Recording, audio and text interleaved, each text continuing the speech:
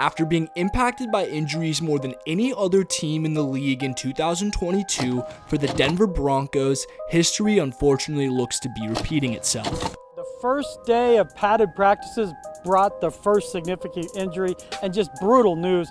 It is feared, according to my sources, that Tim Patrick has torn his left Achilles. Yeah, with KJ, he was good, obviously disappointed, but with his situation, it's more of a condition than an injury. Last year, before Broncos Country Let's Ride became a soul-crushing meme, the first sign of impending doom was when Tim Patrick went down before the season with an ACL tear. Almost 1 year later, with Patrick having officially suffered a torn Achilles, it's hard not to feel the emotions of the past season. Add to it that KJ Hamler will miss time due to a heart complication, and this feels like full-blown deja vu. Since Jerry Jeudy and KJ Hamler were drafted by the Broncos in 2020, the combination of Jeudy, Courtland Sutton, Tim Patrick, and KJ Hamler all playing together in the same game has only happened twice in the past 3 years. In 2020, Courtland Sutton tore his ACL. In 2021, KJ Hamler tore his ACL, and Jerry Jeudy missed 7 games with a high ankle sprain. Finally, last year, Tim Patrick tore his ACL, and Hamler missed 10 games with a hamstring injury. And while the Broncos have had bad luck with the injury bug in the past few seasons, 2022 was the worst of them all.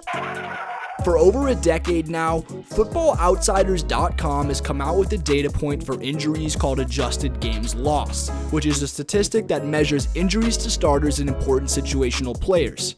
Rather than just adding up the injury report, this shows how much a team is actually impacted by injury. With an AGL of 148.6, Denver was at the top of the league. Unsurprisingly, out of every position on the team, receivers were the most impacted by injury. The same receiving group that's the second highest paid in the league. For Patrick, unfortunately the injury likely means that his time with the Denver Broncos has come to a close. Last year, he agreed to renegotiate his contract, making it possible for the Broncos to move on from him in 2024. And although when healthy, he's arguably the best receiver on the team, it's hard to see the Broncos not exercising that option.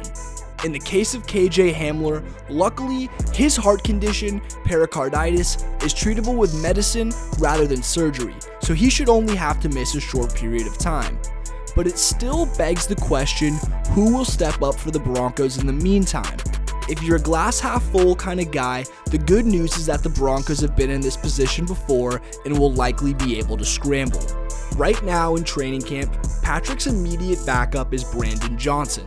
Johnson, who played in a few games for the Broncos last year, is similar in the fact that he too is also an undrafted free agent. And running with the ones after Patrick went down, Sean Payton had this to say about him. Yeah, look, he's had some big plays. He's getting more work now with the ones.